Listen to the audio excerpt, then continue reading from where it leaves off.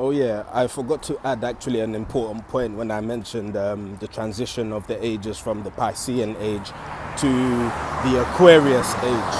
Now, with the Aquarian age, the key themes for that, the key themes are air and space travel and electricity.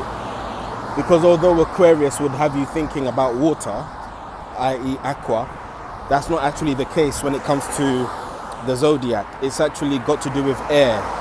So a lot of air, space travel, you know, air energies, if that makes sense. And what I simply mean by that is electricity.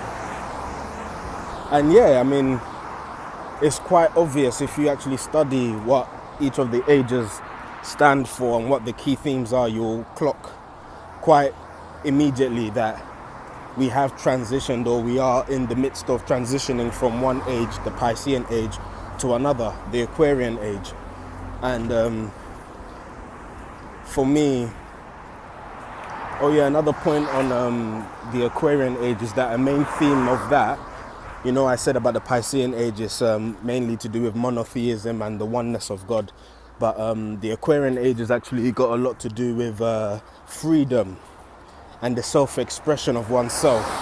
And obviously you'll find that a lot in these days, a lot of people, i.e. myself, are expressing themselves and their belief in the God or the universe, whatever you would have yourself calling it. And just expressing ourselves and what we think about it. You'll see a lot more of that. And maybe that's why in the Bible it talks about in the end times the fact that there'll be a lot of deceivers and a lot of so-called believers of God.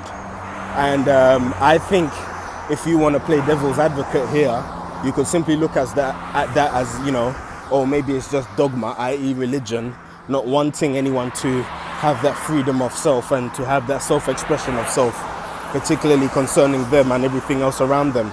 So that's something to think about too, actually. You know, is it really evil what's going on right now with the so-called new age and the so-called consciousness, and how people are expressing themselves alternatively to the dogma that we've all been raised on? I don't think so. But then there will be people of dogma who will claim that I and others like me are a danger because somehow we are perverting God. But that's life, so we enjoy it. So let's enjoy this Aquarian age, this age of self-expression, this age of air. Look at the fact that we can be in one place one day and in another place in a couple hours. And I'm talking about countries and continents here. So it is an amazing time. And look at the information. That's another thing about air, information, just flying. So, you know, we are quite privileged in this time and season of our days. So I think we have to grab it by both horns and just, you know, use it to the fullest.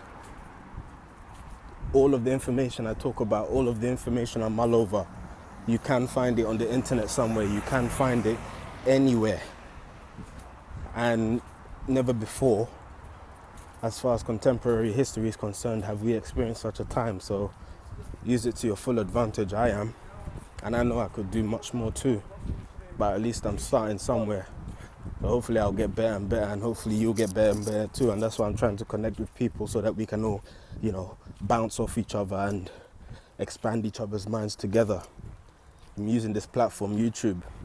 Who would have thought 10 years ago I would be speaking here, sharing my thoughts and inviting people to share theirs too on my channel. So it is a really great time. I appreciate it. Good night.